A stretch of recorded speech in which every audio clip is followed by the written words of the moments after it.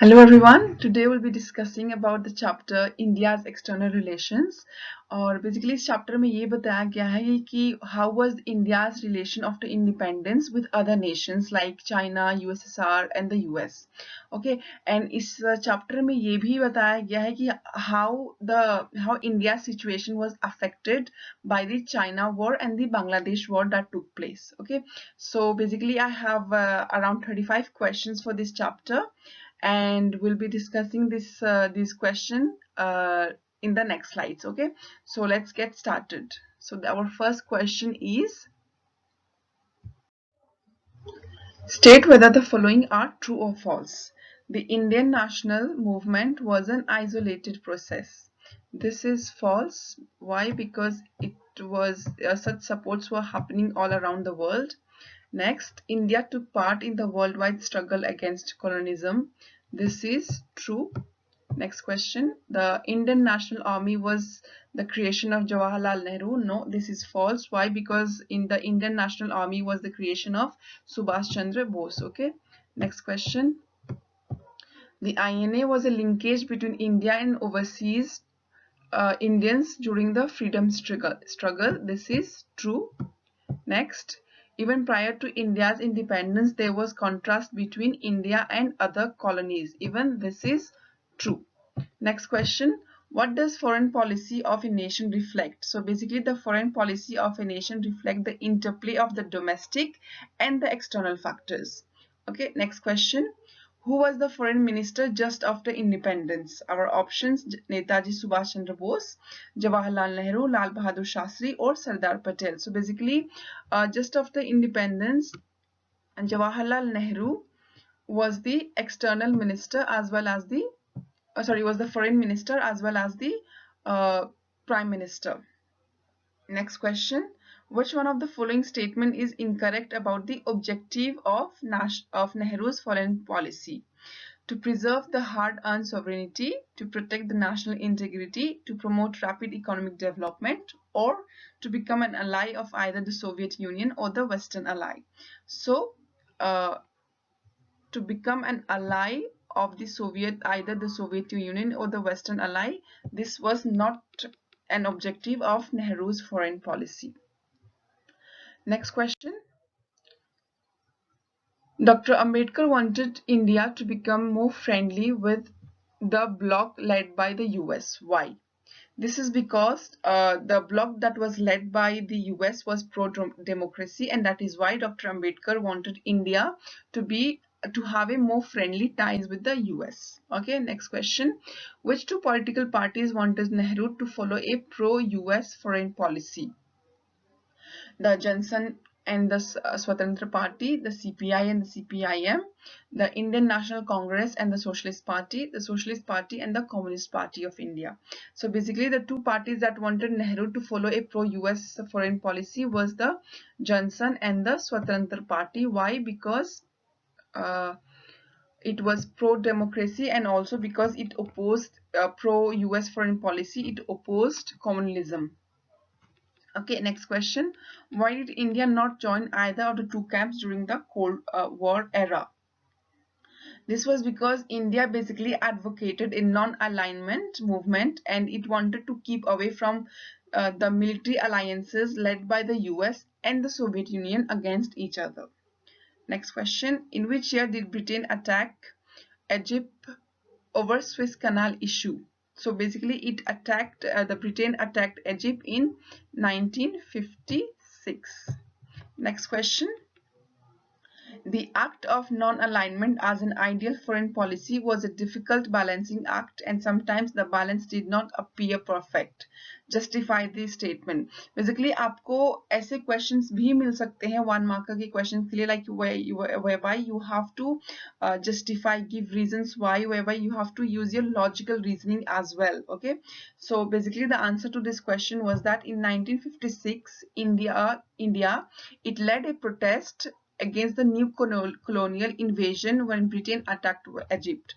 But in the same year when the USSR invaded Hungary, India did not join its public condemnations. So that is the reason why we can say that the act of non-alignment as an ideal foreign policy was a difficult balancing act, and sometimes the balance did not appear to be perfect.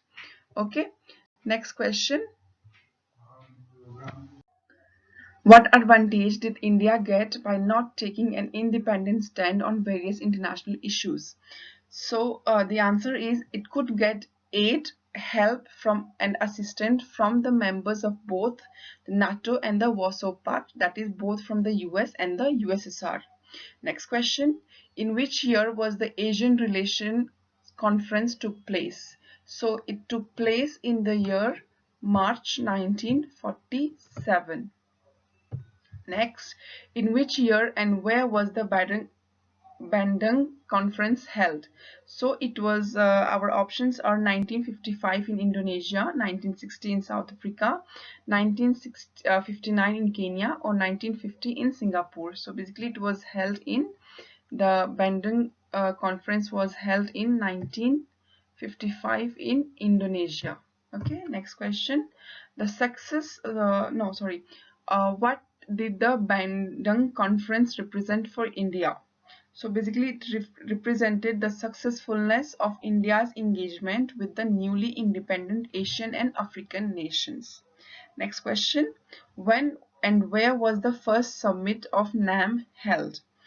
Options are in September 1961 in Indonesia, in September 1961 in Belgrade, in January 1960 in Indonesia, in January 1960 in Belgrade. So the answer is in September 1961 in Belgrade. Okay, next question. Who was the co-founder of NAM? So the co-founder of NAM was Jawaharlal Nehru. What was the Panchsheel Agreement? So the Panchsheel Agreement was basically a joint, let's say a joint agreement or joint treaty of the 5 principles of peaceful coexistence that represented a stronger bond between India and China, which was signed on 29 April 1954. Okay. Next question. State whether the following statements are true or false. So in 1959, Dalai Lama took asylum in India. This is true. Tibetan opposed Chinese claim that Tibet is part of Chinese territory. Even this is true. Next, the Socialist Party and the Jansang opposed the cause of the Tibet's independence. This is false. Why? Because the Johnson and the Socialist Party, they were supporting Tibet against the movement that was held against the Chinese. Next, in 1958, there was an armed uprising in Tibet against China's occupation. This is true. Next, China did not respond in any way to the armed uprising in the Tibet against China. This is false. Actually, China did reacted, and it sent a troop of army to fight against the Tibetans. Next, Dharamshala has the largest refugee settlement of Tibetan refugees. This is true. Next, Tibetans did not oppose the policy to bring in more Chinese settlers in Tibet. This is false. They opposed it strongly. Next, Tibetans feel that China has not granted any autonomy to the regions which the latter claims. This is true. Next, the Chinese government did not have any problem with India for giving asylum to Dalai Lama. This is false. Actually, this is from where the relation between India and China kind of shaked, and because India gave asylum to Dalai Lama. Okay, next question. In which year did China launch a massive invasion in India? So basically it was done in October 1962. Next question. Which Indian territories were a cause of dispute between India and China? So basically it was the Aksai Chin region in Ladakh region of Jammu and Kashmir, and much of the Arunachal Pradesh. Next, the China war dented India's image both at home and abroad. Justify. So India's image was dented both at home and abroad after the China war because India had to take military help from US and Britain, and also Nehru was severely criticized for his naive assessment of the Chinese intentions and the lack of military preparedness. Okay. Also, a no confidence motion was signed against his government in the Lok Sabha. Next question. When was the full diplomatic relation restored between India and China? So basically it was restored in the year 1976. Next question. Who was the External Affairs Minister in 1976? Atal Bihari Vajpayee, Rajiv Gandhi, Sardar Patel or Subhash Chandra Bose? So basically it was Atal Bihari Vajpayee who was the External Affairs Minister in 1976. Next question. The India-Pakistan Indus Water Treaty was signed between which two leaders and when? So basically it was signed between Nehru and General Ayub Khan in 1960. Next question.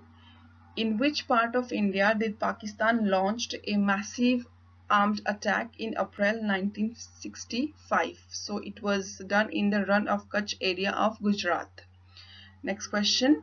Name the agreement that was signed between India and Pakistan in January 1966 that was brokered by the Soviet Union. So that was the Tashkent Agreement. Next question. Who was the Prime Minister of India when the Tashkent Agreement was signed? Jawaharlal Nehru, Indira Gandhi, Lal Bahadur Shastri or Rajiv Gandhi? So at that point of time, Lal Bahadur Shastri was the Prime Minister of India. Okay. Next question. In Pakistan first general election, which two leaders emerged as winners and from where? So basically it was Zulfikar Ali Bhutto from West Pakistan and the Awami League that was led by the Sheikh Mujeev ur Rahman in the East Pakistan. Next question. In which year was Sheikh Mujeev arrested by the Pakistani army? So he was arrested in 1971. Next question. Who was the advisor to the US president and who was the president of the US in 1971? So Henry Kissinger was the advisor to the US president and Richard Nixon was the president of the US. When and why did India sign a 20-year treaty of peace and friendship with Soviet Union? So basically India signed a treaty of peace and friendship in the year in August 1971, and it was done to assure India of Soviet support if the country faced any attack, and this was also done because US and China were supporting Pakistan. Next question. When was the Shimla Agreement signed and between whom? So the Shimla Agreement was signed on 3rd July 1972 and it was signed between Indira Gandhi and Zulfikar Ali Bhutto. Next question. In which year did Kargil conflict took place? So the Kargil conflict took place in May and June of 1999. Next question. In which year was the Department of Defense Production and the Department of Defense Supplies established? So the Department of Defense Production was established in November 1962 and the Department of Defense Supplies was established in November 1965. Next question. Under whose guidance was nuclear program initiated in India in the late 1940s? So it was under the guidance of Homi J. Bhabha. Our last question for this chapter is, in which year did India undertake its first nuclear explosion? So it undertook its first nuclear explosion in May 1974. So इस chapter के लिए इतने ही questions prepare कर पाई मैं, and I will prepare more questions for the next chapter in the next week. And तब तक के लिए please like, share and subscribe to this page. Till then, please take care. Bye bye.